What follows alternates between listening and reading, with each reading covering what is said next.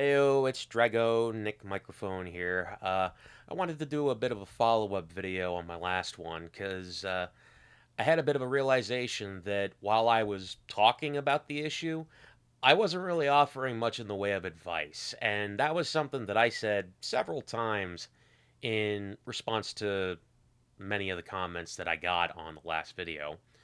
So I'm going to put up a little guide here, cobble it together, and see if I can help ease the difficulty curve a little bit here.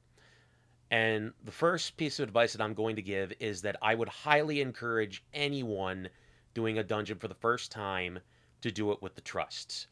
And the reason for that is because they know what they need to do and you can follow them. And, well, you don't have to worry as much about social pressure when it comes to running with other people that you don't know.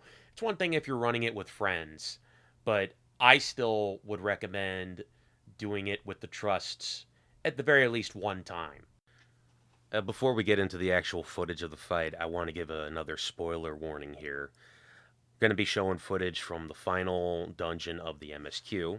So if you don't want spoilers, now's your chance to click off the video. And here we go. One thing I would like to suggest to people who play ranged is keep close proximity to the boss.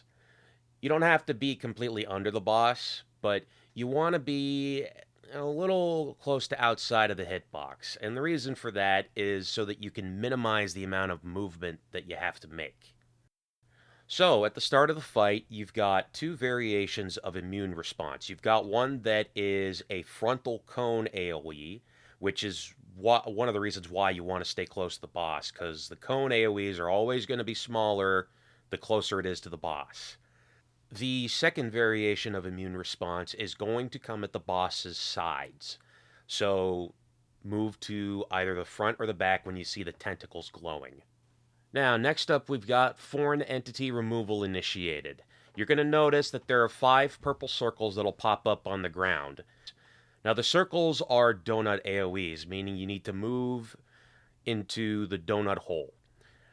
The crosses are, well, they're crosses. Don't stand in the way of the cross. The order in which you get donuts or crosses is random.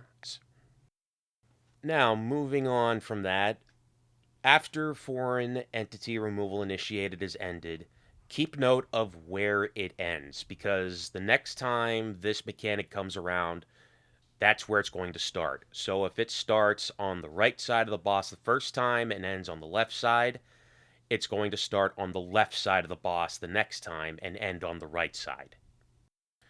Now, you'll notice here that we're getting mechanics layered on top of each other already.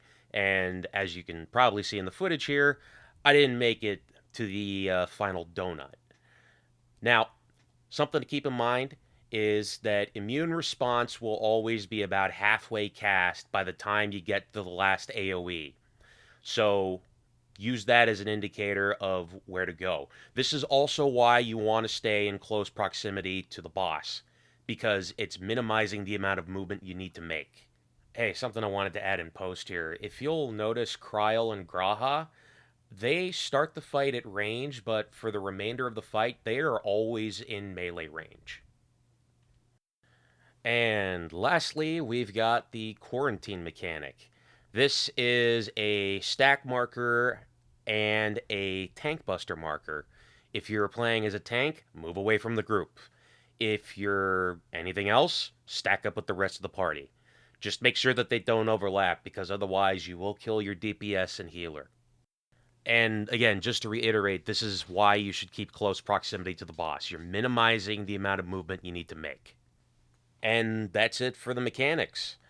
I know it probably feels like there's more than just 3 mechanics going on, but there is a lot of overlap and there is a lot going on in this fight. So it could definitely feel like there's more than just 3. With a boss fight like this, it's not a matter of how much you move, it's a matter of how little you move. And what I mean by that is positioning. You don't want to move very much because that means you can get from point A to point B faster, if that makes any sense. This is also a boss fight that I feel, frankly, psychs you out more than anything with how much things overlap. And if I'm being honest here, if there was one thing I would change with this fight, it's that the overlap happens one cycle of mechanics later. So we get the immune responses, we get the foreign entity removal, all of those on their own, quarantine, and then they start to overlap. Now, before I sign off on the video here, there is one thought that I want to add at the end here, and that's that Dawntrail is still new. These are the hardest these dungeons are going to be.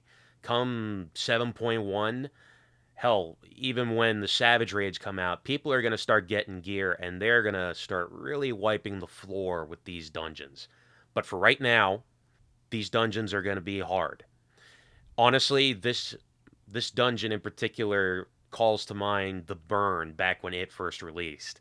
If you weren't here in Stormblood when it was current, the Burn was a dungeon that was pretty difficult. It was the last time I did a dungeon where I vote abandoned it with the rest of the party, and that was after numerous tries on the Mist Dragon final boss. That was my dog. So, yeah, this is not the first time this has happened. And with that, I hope this video can help you out at least a little bit. Have a nice day. Happy dungeon grinding, raid grinding. Have a happy day.